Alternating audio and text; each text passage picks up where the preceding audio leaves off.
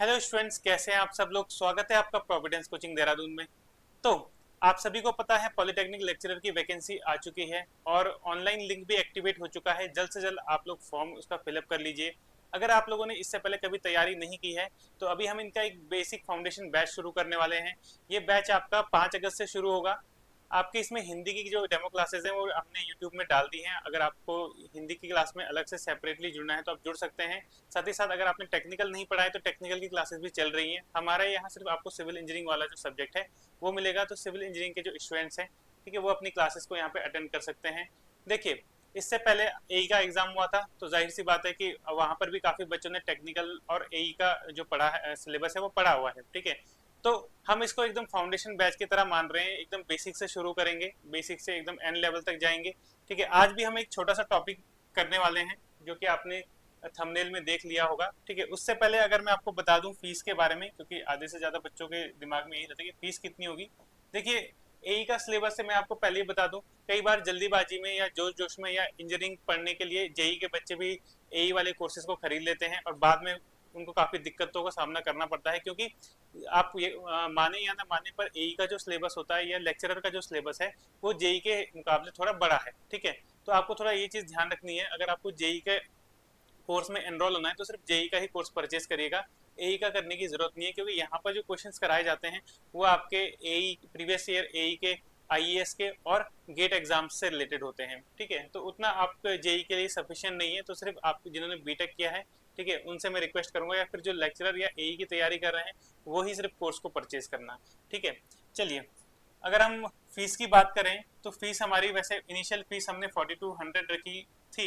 लेकिन हम चाहते हैं कि इनिशियली जो बच्चे हमसे हम पे भरोसा करें, जो जल्दी से जल्द जुड़े, ठीक है, उनके लिए हम थोड़ा उनको प्रॉफिट दें। तो इस वजह से हमारी जो इनिशियल फीस होगी, ठीक है, वो आपकी 3500 होगी। और डेमो क्लासेस आपकी अपलोड हो जाएंगी, जैसे कि एक सिविल इंजीनियरिंग की डेमो क्लास है, इसके साथ ही आपका एप्लीकेशन में भी आपको कुछ टीचर्स की डेमो क्लास मिलेगी। डेमो क्लास के साथ साथ मतलब ओरिजिनल क्लास मिल जाएगी, ठीक है। और साथ ही साथ हिंदी की क्लास का लिंक भी डिस्क्रिप्शन में मैं अपलोड कर दूंगा, ठीक है। चलिए, आज हम बात करेंगे स्ट्रक्चरल एनालिसिस की, ठीक है। ज्यादा बातें ना करते हुए स्ट्रक्चर एनालिसिस की बातें करेंगे। और बहुत अच्छा सिलेबस हमें स्ट्रक्चर एनालिसिस का दिया हुआ है, ठीक है। एक बार पढ़ लेते हैं, ठीक है, सिलेबस क्या है। एक बार ऑफिशियल सिलेबस में आपको दिखा देता हूँ, ठीक है, क्योंकि हमें इंडिटरमिनेट बीम अलग से लिखा नहीं है। तो ये रही हमारी पीडीएफ, ठीक है। देखिए, सबसे पहला, सबसे नंबर 1 पे आपको दिख रहा है वो है स्ट्रक्चरल एनालिसिस, ठीक है। यहाँ पर अगर हम सिलेबस की बात करें, आज मैं आपको क्या कराने वाला हूँ, आज मैं आपको मैक्सवेल रेसिप्रोकल थ्योरम कराने वाला हूँ, ठीक है। अच्छा, मैं ये क्यों कराने वाला हूँ, तो मैं आपको, क्योंकि काफी समय से नॉर्मली स्ट्रेंथ ऑफ मटेरियल में हम स्लोप एंड डिफ्लेक्शन तो पढ़ते रहते हैं, ठीक है। Conjugate beam method, movement area method, ये सब आपका स्ट्रेंथ ऑफ मटेरियल के में ही हम पढ़ लेते हैं। आपको ये पता होगा कि स्ट्रक्चर एनालिसिस में हम क्या क्या पढ़ते हैं, इंडिटरमिनेट बीम पढ़ते हैं, लेकिन आप देखो वो सिलेबस में है ही नहीं, ठीक है। इससे अच्छी बात क्या होगी, सिलेबस कम हो गया है। तो मैक्सवेल रेसिप्रोकल थ्योरम, बैटीज, ये हमारे अभी वैसे बैटीज थ्योरम भी मैं कोशिश करूंगा कि अभी करा दूं, वरना मैं मैक्सवेल तो हम आज ही कर लेते हैं, ठीक है। इसके अलावा आप सिलेबस देख रहे हो तो कास्टिग्लियानो है, स्ट्रेन एनर्जी मेथड है, ठीक है, यूनिट लोड मेथड है, लेकिन किसके लिए, मतलब यूनिट लोड मेथड है स्टैटिकली डिटरमिनेट बीम्स के लिए। फ्रेम्स एंड ट्रसेस भी है, मूवमेंट एरिया मेथड है, ठीक है। और types of arches, suspension bridge और उनके डिजाइन से रिलेटेड छोटे मोटे टॉपिक हैं, ठीक है। देखिए, हमारे पास सिलेबस है, मतलब हमारे पास टाइम जो है वो दिसंबर तक का है।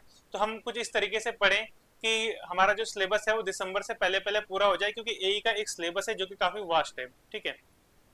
चलो, अभी बाकी सिलेबस के बारे में डिस्कस नहीं करेंगे, पर फिर भी कंफर्मेशन के लिए हम थोड़ा और देख लेते हैं, वो है स्ट्रेंथ ऑफ मटेरियल को। तो देखो, आप स्ट्रेंथ ऑफ मटेरियल में भी इंडिटरमिनेट बीम नहीं है, तो ये खुशी की खबर है कि हमारा सिलेबस थोड़ा सा क्या हो गया, कम हो गया, ठीक है।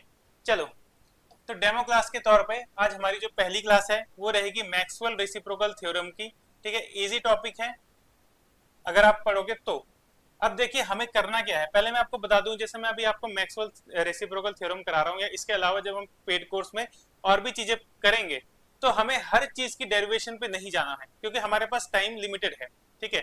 हम कोशिश कर सकते हैं कि हम जब प्रैक्टिस करें तो आईएएस के क्वेश्चन जरूर लगाएं, लेकिन मेंस के नहीं लगा सकते, ठीक है। तो जाहिर सी बात है हमारे पास टाइम का ड्यूरेशन लिमिटेड है, हम एक तरीके से हम ए लेवल पे चलेंगे ना कि आईएएस लेवल पे, ठीक है। तो जो आईएएस के बच्चे अगर कोई कोर्स से जुड़ते हैं, ठीक है, तो उनको थोड़ा ध्यान रखना है कि हमारा जो लेवल रहने वाला है वो एकदम आईएएस लेवल तक का नहीं रहने वाला है, हम डेरिवेशंस को स्किप करने वाले हैं, ठीक है।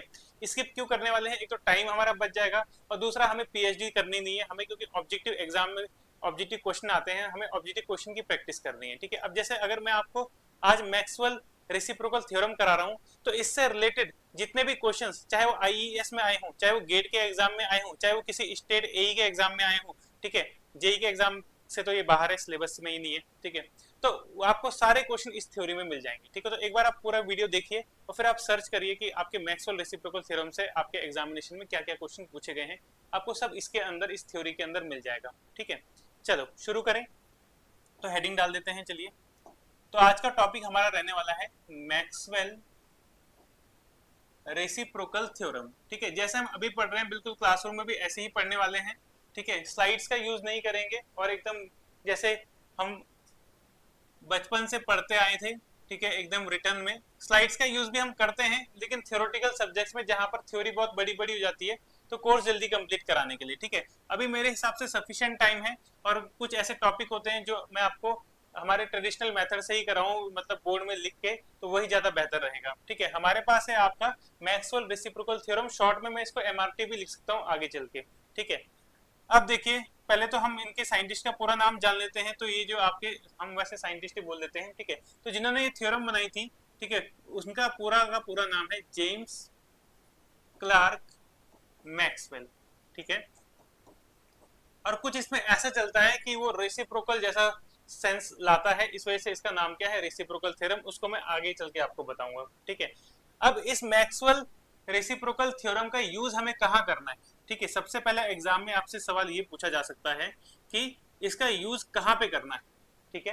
तो हमें इसका यूज करना होता है डिफ्लेक्शन निकालने के लिए, ठीक है। क्या निकालने के लिए हमें इसका यूज करना है, डिफ्लेक्शन निकालने के लिए, ठीक है। थोड़ा सा ऊपर कर लेते हैं। तो अब इसको आपको थ्योरीज में डालना है, ठीक है, नोट भी करना है कॉपी में कि यूज्ड टू डिटरमाइन डिफ्लेक्शन, ठीक है, डिटरमाइन डिफ्लेक्शन, डिफ्लेक्शन निकालने के लिए इसका यूज करते हैं। साथ ही साथ अगर हम बात करें इनडिटरमिनेट बीम की, अब देखो भले ही सिलेबस में नहीं है मगर वहां पर ये यूज होती है, ठीक है, वहां पर ये यूज होती है। ये बेटीज लॉ पे आधारित है, ठीक है। आप थोड़ा ध्यान रखिएगा, कभी कभी एग्जाम में पूछता है कि मैक्सवेल थ्योरम क्या है, तो आपने ध्यान में रखना है कि क्या है, it is an extension of Betti's law, ठीक है। ये बेटीज लॉ का ही क्या है, एक्सटेंशन है। ये क्वेश्चन आपको कई बार प्रीवियस पेपर में मिलेगा, ठीक है। इसको आप नोट करके लिख लेना कि Maxwell theorem is an extension of Betti's law, ठीक है। अगला वीडियो हमारा बेटीज लॉ पर ही रहेगा, is an extension of Betti's law, clear. तो बेटीज लॉ भी एकदम सेम टू सेम है, बस उसमें क्या है कि हम मैक्सवेल रेसिप्रोकल थ्योरम में सिर्फ 2 ही पॉइंट लेते हैं बीम के ऊपर, और बेटीज लॉ में हम 2 से ज्यादा ले लेते हैं, ठीक है। तो हम जब बेटीज लॉ पढ़ेंगे तो वहां पे मैं आपको बताऊंगा। अच्छा, तो और किस किस काम आता है, तो use to determine coefficient of matrix, coefficient of matrix निकालने के काम आता है, ठीक है। आप पूछेंगे कोफिशिएंट ऑफ मैट्रिक्स क्या होता है, तो कोफिशिएंट ऑफ मैट्रिक्स जब आप क्या पढ़ोगे, इनडिटरमिनेट बीम पढ़ोगे, जो कि हम नहीं पढ़ने वाले हैं क्योंकि सिलेबस में नहीं दिया हुआ है, ठीक है। तो कोफिशिएंट ऑफ मैट्रिक्स आपको हेल्प करता है इनडिटरमिनेट बीम की कंपैटिबिलिटी इक्वेशन को सॉल्व करने के लिए, ठीक है। तो एक तरीके से हम यहाँ पर कोफिशिएंट ऑफ मैट्रिक्स निकालने के काम आता है, ठीक है। साथ ही साथ ये एक और हेल्प करेगा, it is use to determine ILD, ठीक है। आईएलडी बनाने के काम भी आता है, इन्फ्लुएंस लाइन डायग्राम बनाने के काम भी आता है, ठीक है। कौन, हमारा मैक्सवेल रेसिप्रोकल थ्योरम, ठीक है। ये दोनों स्टेटमेंट जो मैंने येलो कलर में लिखे हैं, ध्यान रखना, ये मैंने आपको इंडिटरमिनेट बीम के रिस्पेक्ट में बताए हैं, ठीक है, कि इंडिटरमिनेट बीम की कंपैटिबिलिटी इक्वेशन को फाइंड करने के लिए हमें कोफिशिएंट ऑफ मैट्रिक्स की जरूरत पड़ती है, तो उसको निकालने के काम आता है मैक्सवेल और बेटीज थ्योरम, ठीक है। साथ ही साथ अगर आपको इंडिटरमिनेट बीम के आईएलडी बनाने हैं, तो वहां पर भी बेटीज लॉ और मैक्सवेल रेसिप्रोकल थ्योरम आपकी हेल्प करेगा, क्लियर। तो यहाँ पर ये दोनों पॉइंट में आप लिख सकते हो कि ये दोनों पॉइंट मैंने किसके लिए लिखाए हैं, इनडिटरमिनेट बीम के लिए, ठीक है, जिनको हम आपकी कंपैटिबिलिटी इक्वेशन या इक्विलिब्रियम इक्वेशन, जो 3 इक्विलिब्रियम इक्वेशन होती हैं, उनसे सॉल्व नहीं कर सकते, ठीक है।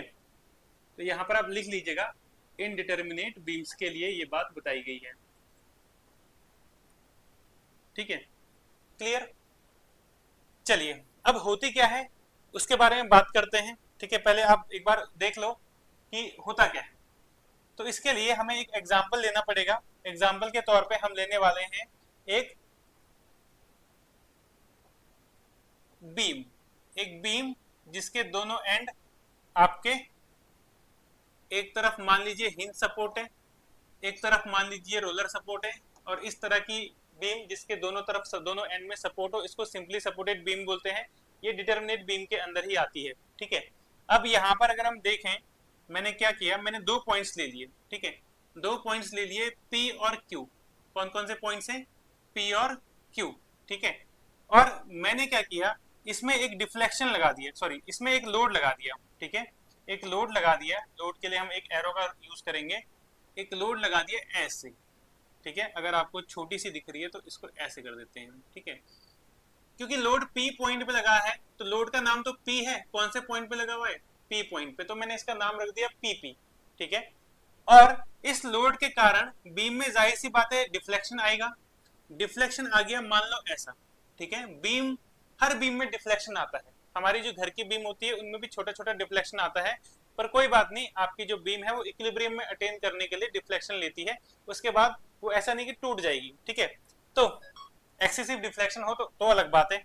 चलिए, तो अब इस पी लोड के कारण इस क्यू पॉइंट पे या क्यू सेक्शन पे मान लो डिफ्लेक्शन आया। इसको मैं नाम दे रहा हूं डेल्टा बी, डेल्टा क्यू। ठीक है, वैसे इसको डेल क्यू बोलते हैं पर मेरे मुंह से बार बार डेल्टा निकलेगा। ठीक है, तो आप इसको डेल्टा समझ लेना। ठीक है, वैसे डेल्टा लिखने का तरीका तो ये होता है, पर कोई बात नहीं, चलता है। क्लियर। तो ये बीम है हमारी, तो थोड़ा ध्यान रखिए, यहाँ पर डिफ्लेक्शन क्या है? क्यू पॉइंट पे। लेकिन ये डिफ्लेक्शन क्यू पॉइंट पे किसके कारण आया है? पी पॉइंट पे लोडिंग के कारण। तो हम इसे बोल सकते हैं कि deflection at Q due to load at P. Deflection at Q due to load at P. अब जरा यहाँ पे दूसरा डायग्राम देखिए, सेम टू सेम दूसरा डायग्राम। ठीक है, सेम टू सेम हमें दूसरा डायग्राम चाहिए होगा। ठीक है, इसको हम कॉपी कर देते हैं और इसको यहाँ पर रख देते हैं। लेकिन कुछ चीज़ें मुझे इसमें नहीं चाहिए। ठीक है, इसके लिए मुझे इरेजर यूज करना पड़ेगा। तो एक तो मुझे ये नहीं चाहिए, क्लियर, और एक मुझे ये इस वाले पॉइंट को भी नहीं बताना है। ठीक है, अब मुझे क्या बताना है वो देखिए, इसको भी हटा देते हैं। इस बार मैं लोड P पे नहीं रखूंगा, इस बार मैं लोड रखूंगा Q पे। तो ये हमने Q पे लोड रखा। लोड का नाम तो P था, लेकिन लोड हमने Q पे रखा क्योंकि हमेशा हम लोड को P से ही डिनोट करते आए हैं। ठीक है, इसलिए आप P ही उसको लिखिए।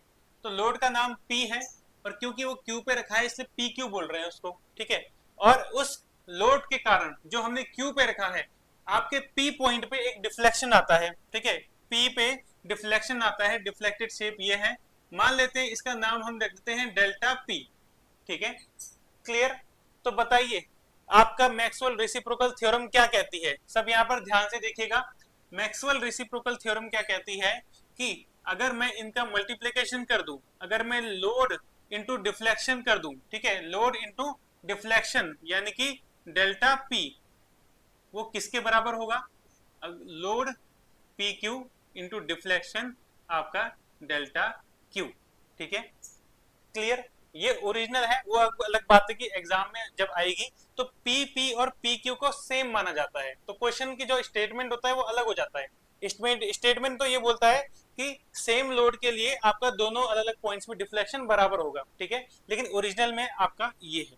ठीक है, यहाँ पर मैंने वर्क इनटू डिस्प्लेसमेंट किया है, यानी कि वर्क के कारण। अब देखो, मैंने आपको क्या बताया, मैंने आपको पहले बोला डेरिवेशन पे जाने की जरूरत नहीं है। ठीक है, तो हमें इसकी डेरिवेशन पे जाने की जरूरत नहीं है, वर्क इनटू डिस्प्लेसमेंट से ये डेराइव होता है। ठीक है, अब थोड़ा ध्यान रखिए, जो प्रॉपर जो आपको एग्जामिनेशन में मिलती है, ठीक है, एग्जाम में आपको जो डेफिनेशन मिलती है, इसको थोड़ा छोटा करके थोड़ा ऊपर कर देते हैं, उसमें आपने देखा होगा, उसमें आपका लोड सेम कर देता है या यूनिट लोड मान लेता है। ठीक है, इस तो हम भी यही लिख लेते हैं, यदि, यानी कि इफ आपका PP और PQ बराबर हो गए, ठीक है, तो ये आपस में ही कैंसिल हो जाएंगे या 1 से कट जाएंगे, और आपका डेल्टा P किसके बराबर आ जाएगा?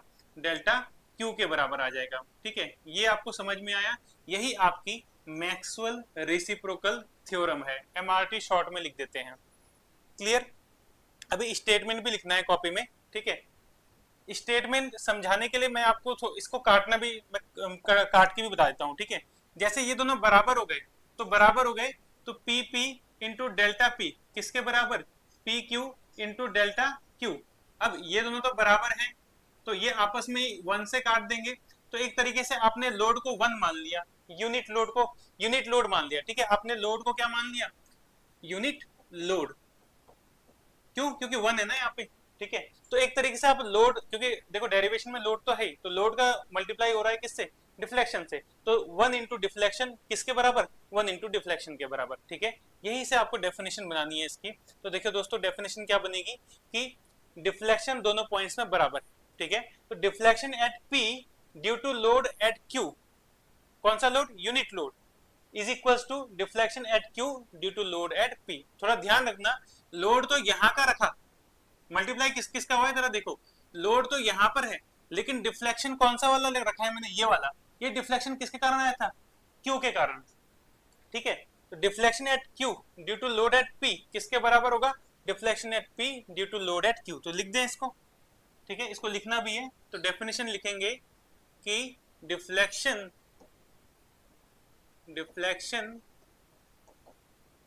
Eight Q due to load, load भी मैंने क्या मान लिया, unit load, unit load at P is same या इज इक्वल टू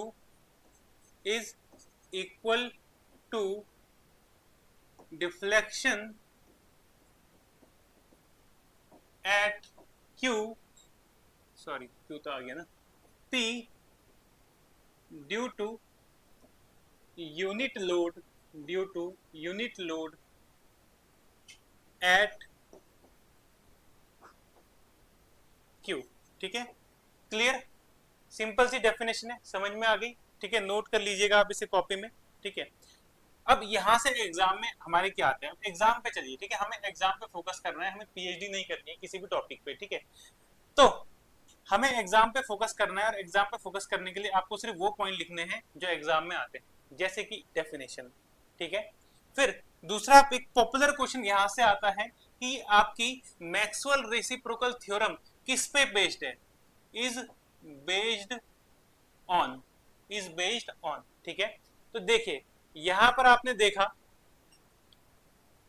क्योंकि हमने डेरिवेशन छोड़ी है, डेरिवेशन में हम ये मानते कि हम वर्क को बराबर रख लेते हैं। वैसे मैंने डेरिवेशन क्या आपको आपके सामने वर्क बराबर रखा है। ठीक है, आपने फिजिक्स में वर्क का फॉर्मूला पढ़ा है, वर्क का फॉर्मूला क्या होता है, फोर्स इंटू डिस्प्लेसमेंट। तो यही तो रखा है मैंने, फोर्स, और ये क्या है, डिस्प्लेसमेंट, मतलब ये क्या है, आपका डिफ्लेक्टेड है, डिफ्लेक्टेड हिस्सा है। ठीक है, तो ये डिफ्लेक्शन को ही हमने यहाँ पे डिस्प्लेसमेंट बोल दिया, जितना कोई चीज खिसकता है उसी को डिफ्लेक्शन बोलते हैं। ठीक है, उसी को डिस्प्लेसमेंट भी बोल सकते हो आप। तो फोर्स इंटू डिस्प्लेसमेंट यानी कि मैंने दोनों वर्क को बराबर रख दिया। ठीक है, दोनों वर्क जहां पर बराबर होते हैं, वर्क जब चेंज नहीं होता, ठीक है, या वर्क का मतलब एनर्जी। ठीक है, तो यहाँ पर एक तरीके से आप ये बोल सकते हो कि आपका जो मैक्सवेल रेसिप्रोकल थ्योरम है ये किस पे बेस्ड है, is based on principle of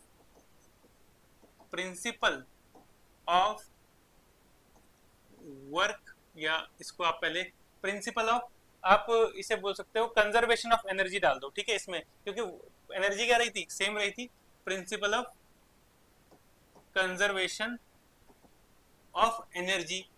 इसी चीज को आप क्या कर सकते हो, आप लिख सकते हो प्रिंसिपल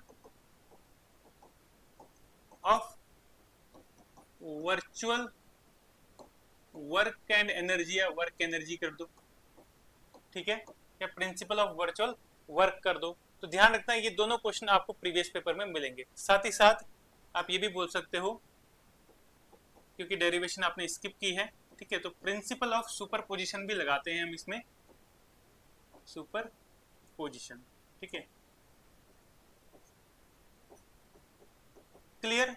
ये आपको प्रीवियस पेपर्स में कई बार क्वेश्चन देखने को मिलेगा, चाहे वो आईएएस का हो चाहे एई का हो, कि आपका moment of Maxwell reciprocal theorem किस पे बेस्ड है, ठीक है। तो हमें ये 3 पॉइंट ध्यान में रखने हैं। तीन में से इनमें से एक ही होगा, या तो कंजर्वेशन ऑफ एनर्जी लिखा होगा, या वर्चुअल वर्क मेथड लिखा होगा, या वर्चुअल वर्क एनर्जी लिखा होगा, ठीक है। तो कंफ्यूज नहीं होना है, ठीक है। और या तो प्रिंसिपल ऑफ सुपर पोजिशन लिखा होगा। क्लियर सभी को। इसी के अलावा कुछ पॉइंट्स, क्योंकि देखो हमें एग्जाम के लिए पढ़ना है, तो कुछ एक्स्ट्रा पॉइंट्स भी आपको लिखने पड़ेंगे कि ये आपकी जो थ्योरम है ये कहां पर अप्लाई हो सकती है। तो ध्यान रखिएगा, it is applicable for both prismatic and non prismatic member। Prismatic और नॉन प्रिज्मेटिक मेंबर का मतलब होता है कि अगर आपका क्रॉस सेक्शनल एरिया किसी बीम का अलोंग द लेंथ सेम है, ठीक है, तो हम बोलेंगे प्रिज्मेटिक बीम है। लेकिन अगर किसी बीम का क्रॉस सेक्शनल एरिया घट बढ़ रहा है, ठीक है, इंक्रीज या डिक्रीज हो रहा है अलोंग द लेंथ, वो नॉन प्रिज्मेटिक कहलाएगी, ठीक है। बेसिक सी चीजें हैं। अगर ये भी नहीं आता तो आपको मतलब फाउंडेशन बैच की बहुत ज्यादा जरूरत है। क्लियर। अब इसमें भी आपको थोड़ा ध्यान रखना है, प्रिज्मेटिक में तो हम यहाँ पर सिर्फ बीम के ऊपर ही लगाते हैं, इसको एक्स्ट्रा नोट पे कहीं पे लिख देना, ठीक है। प्रिज्मेटिक में हम इसे सिर्फ किसके ऊपर लगाते हैं, बीम के ऊपर ही लगाते हैं इस मैक्सवेल रेसिप्रोकल थ्योरम को। लेकिन अगर आपका मेंबर कैसा है, नॉन प्रिज्मेटिक, तो आपको थोड़ा ध्यान रखना है, इसे हुक्स लॉ का पालन करना पड़ेगा, ठीक है। इट शुड ओबे, ठीक है, या it must follow Hooke's law, जो भी मेंबर है, ठीक है। इसको क्योंकि ये थ्योरी का पार्ट, ये आपके नॉलेज के लिए बस, इट शुड फॉलो कौन सा law, Hooke's law. Hooke's law क्या होता है कि आपका stress is directly proportional to strain within आपका कौन सी लिमिट, इलास्टिक लिमिट नहीं, विद इन प्रोपोर्शनैलिटी लिमिट, ठीक है। इस चीज का भी ध्यान रखना कि जो आपके लोड हैं ये भी विद इन प्रोपोर्शनैलिटी लिमिट ही होने चाहिए, ठीक है। ये जो आपके लोड हैं ये भी विद इन प्रोपोर्शनैलिटी लिमिट होने चाहिए, विद इन प्रोपोर्शनैलिटी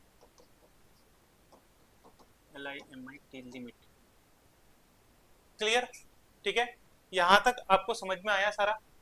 सिंपल सा थ्योरम है, और देखो कितने क्वेश्चन यहाँ से आते हैं। या तो आपका स्टेटमेंट आ जाता है, ठीक है, स्टेटमेंट नहीं आएगा तो आपसे पूछा जाएगा कि किस पे बेस्ड है, ठीक है, डेफिनेशंस किस पे बेस्ड है, इन 3 पॉइंट से आपका एक आंसर होता है, ठीक है। और प्रिज्मेटिक और नॉन प्रिज्मेटिक दोनों मेंबर में आप इसे लगा सकते हो। साथ ही साथ किसी मेंबर में अगर डिस्प्लेसमेंट आ रही है उस पर भी एप्लीकेबल है, ठीक है। तो आप लिख सकते हो कि किसी स्ट्रक्चर में आपका डिस्प्लेसमेंट और रोटेशन आ रहा है तो उसमें भी आपका एप्लीकेबल है, ठीक है। तो लिख लीजिए, it is applicable for displacement and rotation, ठीक है, displacement and rotation in structure, displacement and rotation in structures. Clear, simple सी चीज है, ठीक है।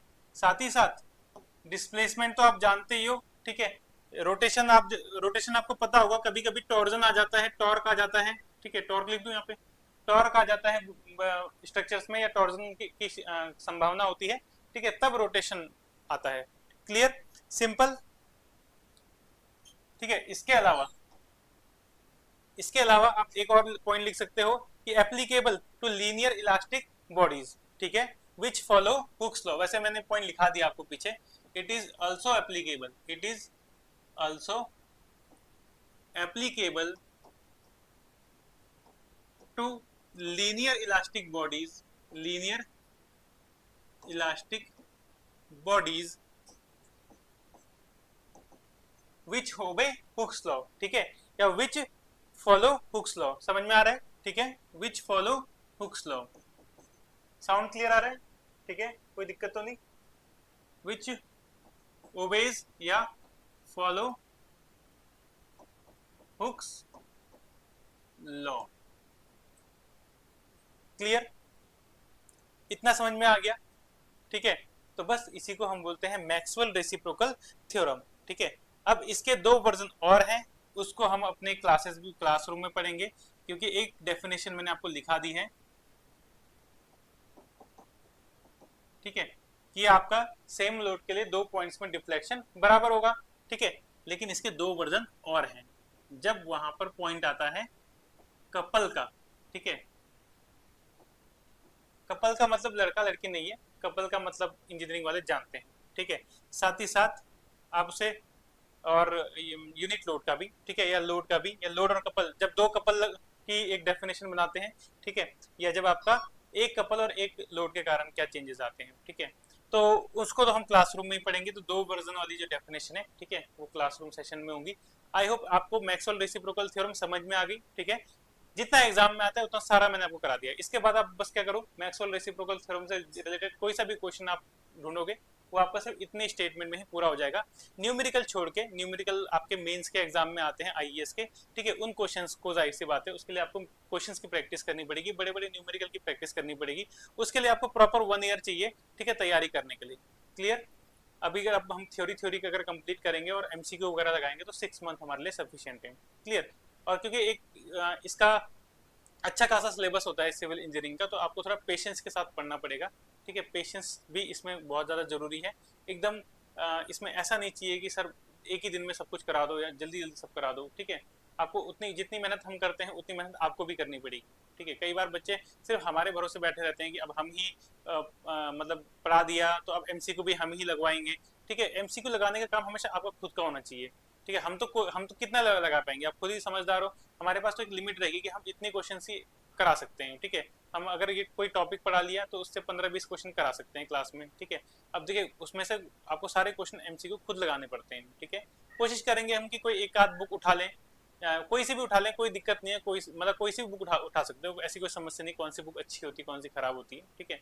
कोई सी बुक उठा सकते हैं, कोई एक बुक उठा के हमको पूरा सॉल्व करना पड़ेगा हमको, ठीक है। हर एक क्वेश्चन जो आ रखे हैं, चाहे वो आप किसी भी एग्जाम में आए हो, ठीक है, वो मैटर नहीं करता, चाहे वो जेई में आए हो चाहे एई में आए हो, क्योंकि आप तो बीटेक वाले हो, आपको तो जेई वाले तो जाहिर सी बात है आपको याद होने चाहिए, वो तो आपके लिए ईजी वाला मैटर हो जाएगा, ठीक है। आपको आईएएस के क्वेश्चन भी जो ऑब्जेक्टिव हैं वो भी लगाने पड़ेंगे। क्लियर? चलिए, तो हम क्लासरूम में 5 अगस्त से मिलेंगे, ठीक है। तब तक हम ऐसे ही डेमो वीडियोस लेके आपके लिए आते रहेंगे, ठीक है। बाकी जो प्रॉपर आपकी क्लासेस चलेंगी वो एप्लीकेशन में चलेंगी, ठीक है। चलिए, सभी का जुड़ने के लिए धन्यवाद। एप्लीकेशन नाम प्रोविडेंस कोचिंग देहरादून है और डिस्क्रिप्शन में हमने फ़ोन नंबर दिया है, ठीक है। अगर नहीं दिया होगा तो आप इस नंबर पर कॉल करके भी